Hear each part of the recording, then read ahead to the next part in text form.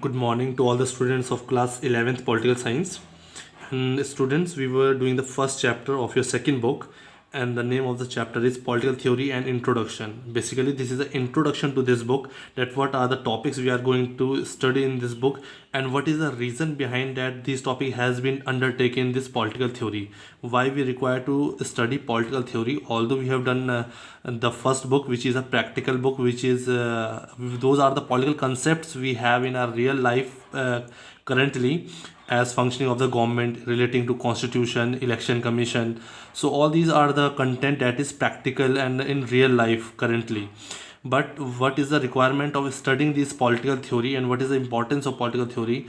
And that is why it's given name has been given as an introduction. So we'll try and understand, and we are trying to understand in the last three videos, that what is the importance of political theory and what is the meaning of politics.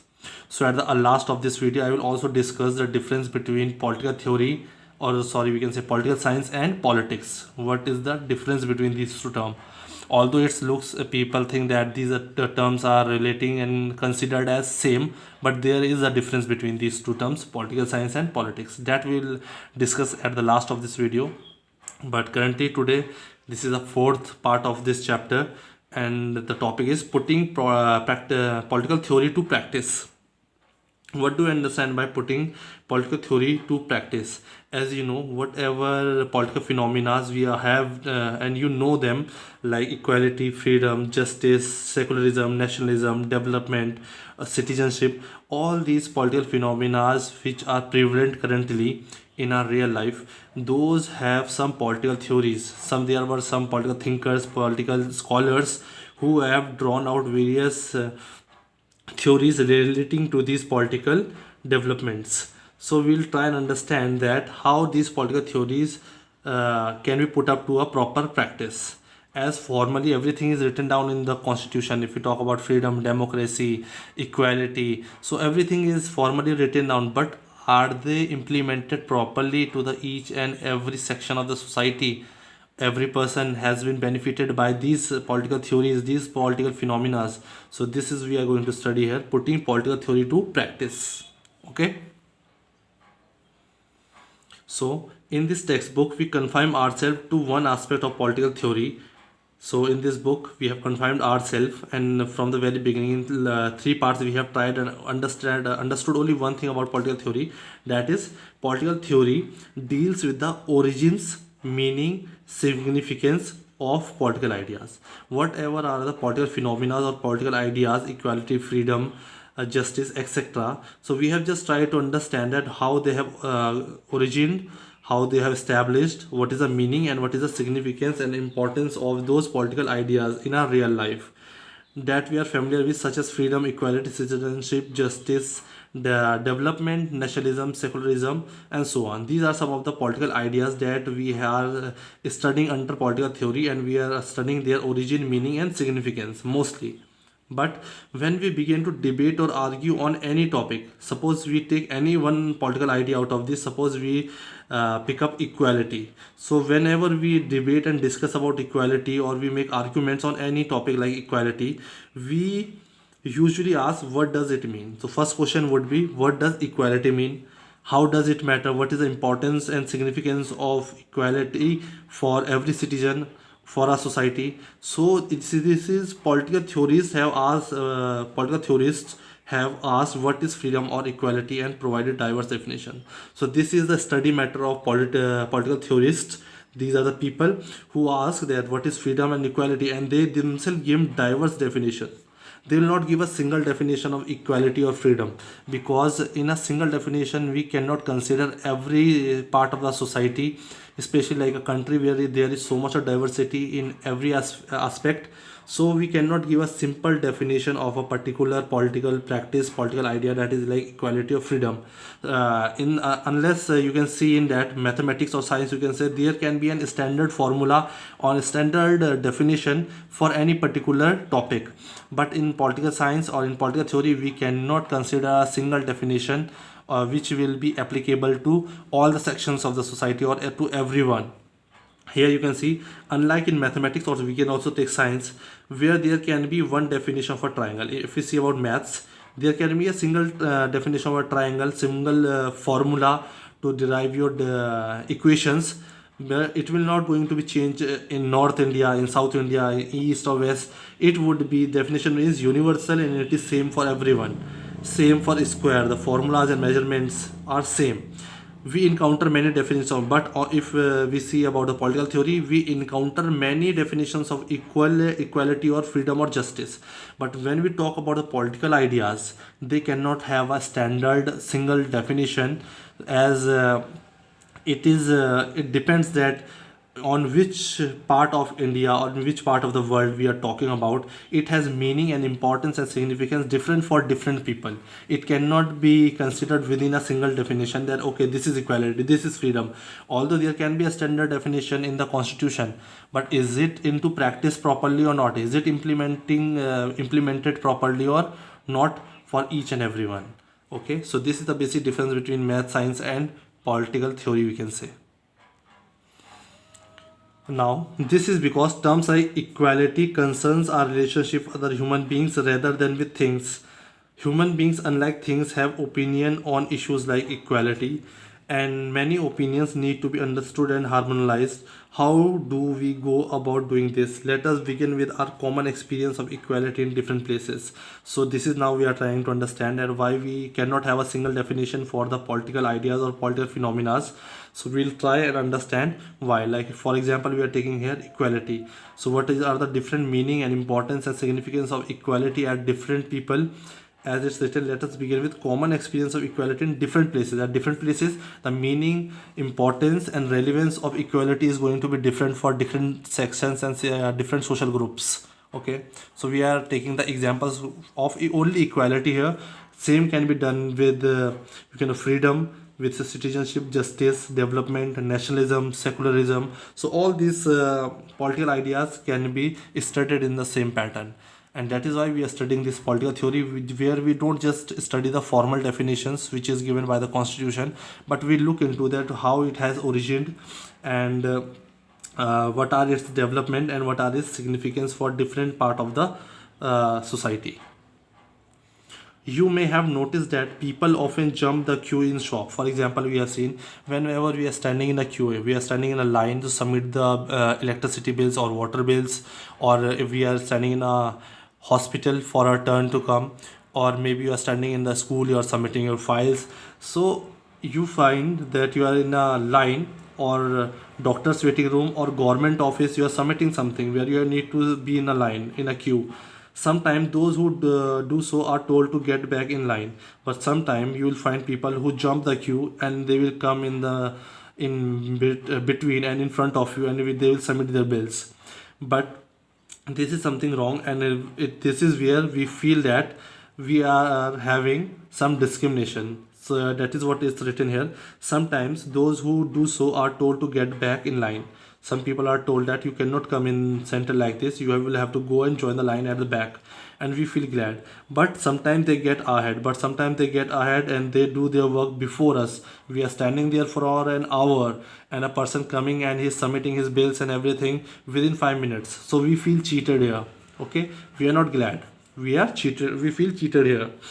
We resent this because we all want equal opportunity. We resent this activity of this person who has come in the middle of this queue, and because we feel that, we resent because we feel there should be equal opportunity to get goods and services. Whatever we are taking some goods or we are taking some government services, we find that there should be equal opportunities for each and everyone. So when we reflect on our experience, we understand that equality means equal opportunity. So this is a way, from our own experience we can understand that what is the meaning and importance of equality, and what does equality means, equal opportunities for all. At the same time, if there are separate counters for the old and disabled, but in the same way, if you will go to public offices, you will find separate lines, separate queues for old people, okay, as senior citizens, for disabled, for women's, We understand that such special treatment may be justified, but this treatment is justified. We cannot say that they are not being treated equal. They are being given special opportunities because they are old, they are disabled, so they are supposed to be, and this is justified that they can get some special treatment. Okay. But we also notice every day that many poor people cannot go to shop or to a doctor because they have no money to pay.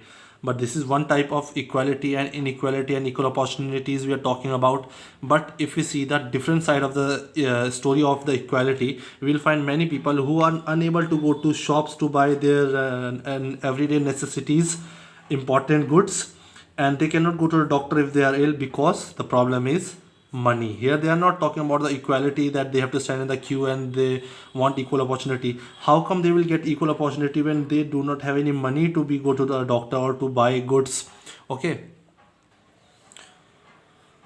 For goods and service, some of these people could be day laborers. So these people who are poor, they can be a day laborer who has to work for the whole day, and at the last of the day they get the wages from which they have lived their livelihood. Somehow they manage to have food for their family, and who are cutting stones or lugging bricks for long hours.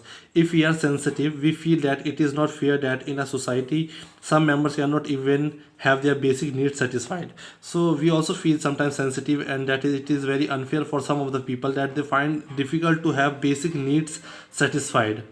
We come to the realize that equality must involve some kind of fairness. So here the meaning and definition here changes. Previously we were talking about equal opportunities, now here we are talking about equality, but it should must involve some kind of fairness so that people are not unduly exploited. So in relation here we are saying that we are not talking about equal opportunities as relating to poor people who do not have the means and sources to satisfy their basic needs for daily life. So here we are talking that they should not be exploited, they should not be disadvantaged by economic factors. So there should be some provisions and some policies made by the government where these people will not be exploited and they will not be disadvantaged because of the economic factors. So here we are talking about economic equality, we can say. Okay. Consider a fact that there are many children. This is the other concept of equality, and this is relating to children. Suppose there are some children and they cannot go to the school because they have to work to feed themselves. It is more important to be alive, and going to school wouldn't feed them. So they, instead of going to school, they work as a child labor, and so that they can survive. And most girls student in poor household, if you see at the poor household, most of the girls, they are pulled out of the school because they have to take care of their siblings, and the parents go to work, they have to look after the domestic work, and very early they are married, even though the Indian constitution guarantees the right to primary education. See here, formally it is written in the constitution that every child has the right to get the primary education for all. But how come a child will go to the school for the primary education if the condition at the home is such that where he needs to earn his own livelihood, otherwise he will not get the food even. So this is what we are trying to study under political theory, that it is not just putting formally the political ideas into constitution, how it is coming into practice, is it applicable to every citizen. So that's why it's written for all. This right remains formal. So if you talk about this right of primary education, it remains formal because the student who who is from the poor household, he cannot go to the school because he had to earn his livelihood to feed themselves.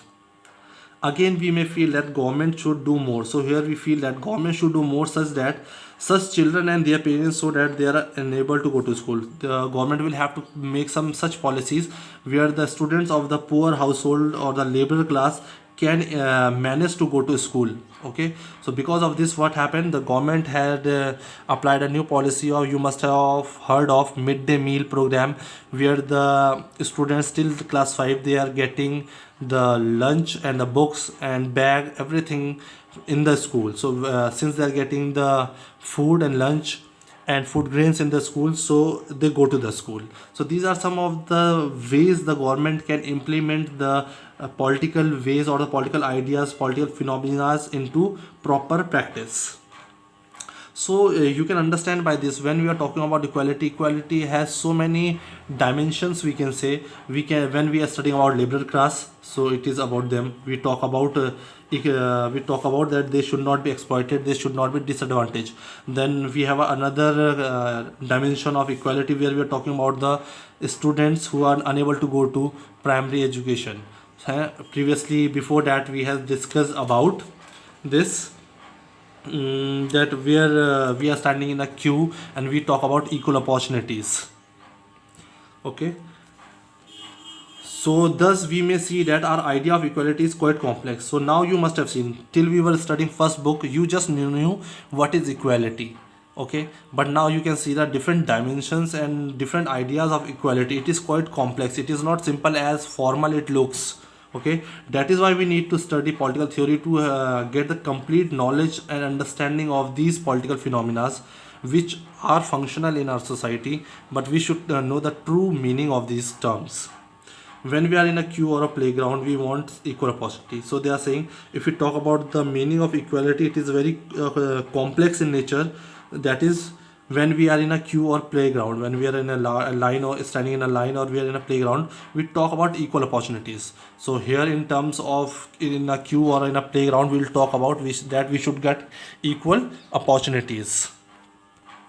But on the other hand, if we suffer from some disability, if we are having some disability, then in that case we want equality. But here the meaning of the equality will change, where we will need some special treatment and special provisions made for us by the government. Okay, for the old people also, aged, for the women also, when we cannot even afford basic needs. Next is the meaning of equality is complex. When we cannot have even the basic needs, that is food, shelter, clothes, if we cannot have these basic needs, what is the importance of equal opportunity is not enough. Okay, because the first and foremost thing is basic needs. If our basic needs are fulfilled, then we will talk about the equal opportunities and other stuff. We may be unable to go to school or get help through proactive measures such as fair distribution of resources, job, decent wages. So these are some of the ideas which have been given for the equal opportunities and to enable the basic resources to each and every person in the society. This requires that some agency be made responsible to ensure fairness. So should be some agency which may be responsible to ensure fairness and equality. So now this is the important lines, and we can call it a conclusion, that what we have tried to understand through this example of equality, where we have seen different divisions and different dimensions of equality.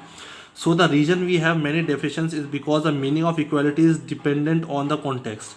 We have seen so many definitions and different ideas of equality because it depends on the context that we are talking about. What type of context we are talking about? Women empowerment, we are talking about old people, we are talking about normal people, we are talking about special or disabled people. So this depends on the context.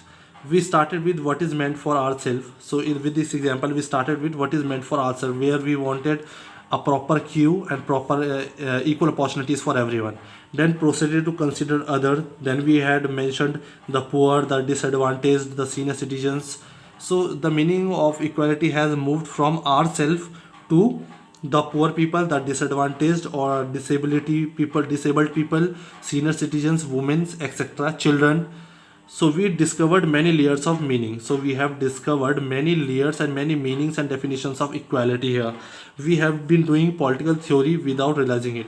So you can say the way we were studying this equality, you were studying political theory without realizing. Did not realize that how we are moving step by step and trying to understand the meaning and meaning of equality, different meaning and dimensions of equality.